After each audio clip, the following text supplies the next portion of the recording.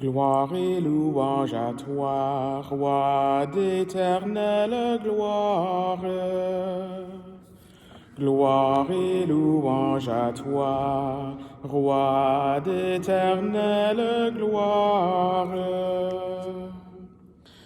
Je ne prends pas plaisir à la mort du méchant, dit le Seigneur, qu'il se détourne de sa conduite et qu'il vive.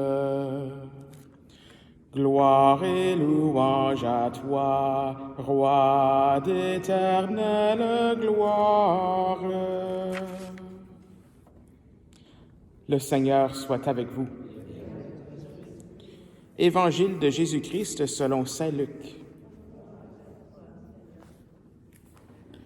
Jésus sortit et remarqua un publicain, c'est-à-dire un collecteur d'impôts du nom de Lévi, assis au bureau des impôts. Il lui dit « Suis-moi ». Abandonnant tout, l'homme se leva et il le suivait. Lévi donna pour Jésus une grande réception dans sa maison.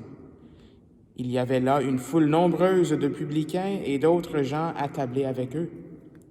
Les pharisiens et les scribes de leur parti récriminaient en disant à ses disciples, « Pourquoi mangez-vous et buvez-vous avec les publicains et les pécheurs? » Jésus leur répondit, « Ce ne sont pas les gens en bonne santé qui ont besoin du médecin, mais les malades. Je ne suis pas venu appeler des justes, mais des pécheurs, pour qu'ils se convertissent. » Acclamons la parole de Dieu.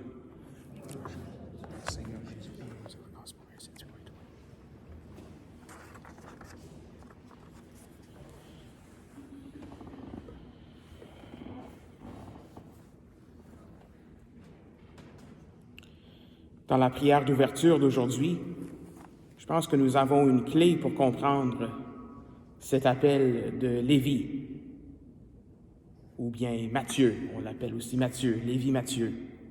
Je vais la relire, cette prière. « Dieu éternel et tout-puissant, jette un regard de bonté sur notre faiblesse, et pour nous protéger, étends sur nous ta main souveraine. »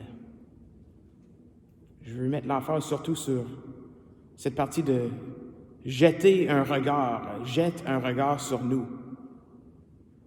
On remarque au début de l'Évangile d'aujourd'hui que Jésus sortit et remarqua un publicain, un collecteur d'impôts. Jésus pose son regard sur lui. Jésus le remarque. Je parlais de cet Évangile hier soir. J'étais dans une voiture avec un évêque auxiliaire sage et je lui demandais cette question, pourquoi est-ce que Lévi s'est levé aussitôt? Et puis, mon Seigneur me disait, ça m'a fait penser à beaucoup de choses, sa réponse c'était qu'il a laissé Jésus poser son regard sur lui. Nul n'est trop éloigné pour que Jésus pose son regard sur lui. À la fin de l'Évangile, on entend Jésus se comparer à un médecin. Et un médecin, je vais relire ce que Jésus a dit, ce ne sont pas les gens en bonne santé qui ont besoin du médecin, mais les malades. Quand on parle de médecin, on pense souvent à des tests diagnostiques.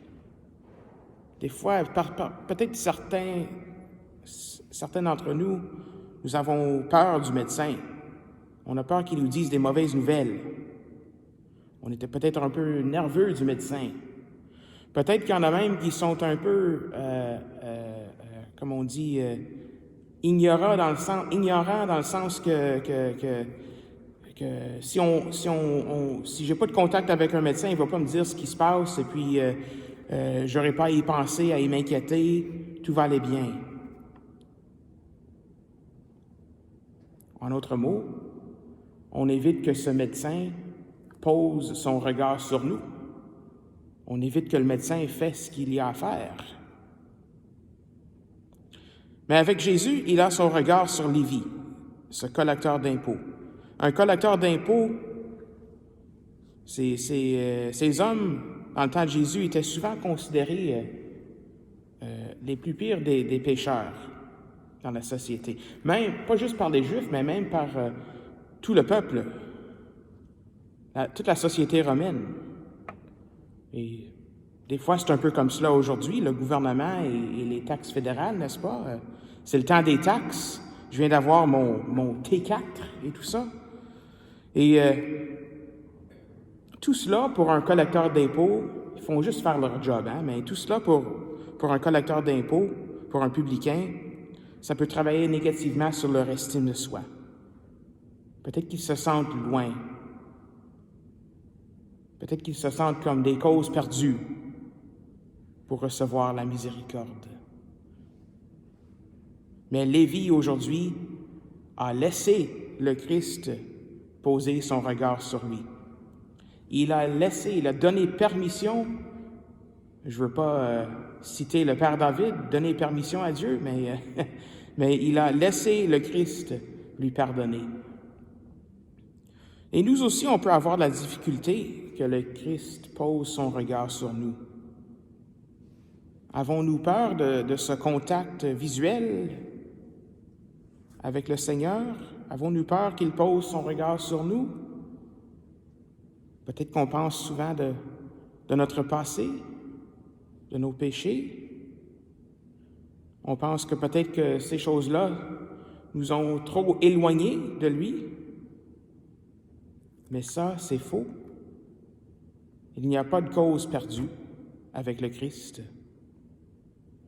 Nul n'est pas trop loin, nul n'est pas trop éloigné pour recevoir la miséricorde de Dieu.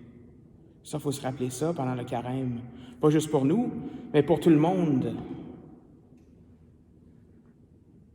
Comme nous le dit l'acclamation de l'Évangile, « Je ne prends pas plaisir à la mort du méchant, dit le Seigneur, qu'il se détourne de sa conduite et qu'il vive. » Alors aujourd'hui, faisons cette expérience. Faisons l'expérience de Jésus qui pose son regard sur nous. Que Jésus, le médecin divin, pose son regard sur nous pour nous guérir de ce qu'il y a à guérir. Il n'y a rien qui peut nous séparer de lui, aucun péché, même la mort ne peut pas nous séparer de lui, comme le dit l'apôtre Paul. Donc après la messe d'aujourd'hui, nous aurons un temps d'adoration du Saint-Sacrement. Ça, c'est un temps idéal de mettre ceci en pratique. Imagine Jésus qui pose son regard sur vous, qui pose son regard sur nous. Qu'est-ce qu'il nous dit? Qu'est-ce qu'il te dit? Vous allez voir qu'il vous aime et qu'il veut que nous le suivions avec nos faiblesses, avec nos croix, même si on se sent des fois loin de lui. Laissons le Christ dans son Eucharistie, dans son corps, dans son sang, dans son âme, dans sa divinité, poser son regard sur nous.